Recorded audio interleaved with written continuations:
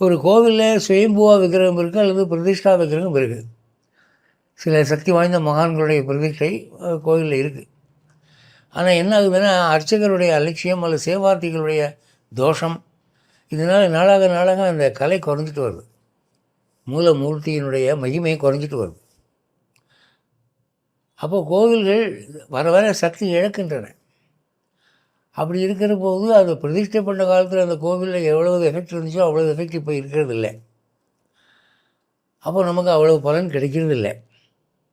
அப்போ நம்ம என்ன பண்ணுறோம், இது 6 ஆழ்வார் பாடின கோவிலுங்க இது அப்படின்னு ஒவ்வொரு ஆழ்வாருடைய பாசுரத்துலேயும் வகிக்கணும்னு சொல்லி கும்பிடும்போது என்ன ஆகுதுன்னா, அந்த பிரதிஷ்டா மகிமை, அந்த சாநித்தியமானது கலை குறைந்து போயிருக்கிற நிலையிலே, ஆஹா இவங்க பேயாழ்வார் பேரை சொல்கிறாங்களே, பொய்கையாழ்வார் பேரை சொல்கிறாங்களே, குலசேகர ஆழ்வார் பேரை சொல்கிறாங்களே, நம்மாழ்வார் பேரை சொல்கிறாங்களே, ஆண்டாள் பேரை சொல்கிறாங்களே என்று அந்த தெய்வமானது கஜேந்திரனை காக்க ஓடி வந்தவன் போலே அரைகொலைய தலைகொலைய வைகுண்டத்திலிருந்து ஓடி வந்து அந்த விக்கிரகத்தில் குடியேறுகிறான். யாராவது ஆழ்வார் பாசுரங்கள் சொல்லி என்னை கூப்பிட்டதே அப்படின்னு அங்கே வந்துடுறான்.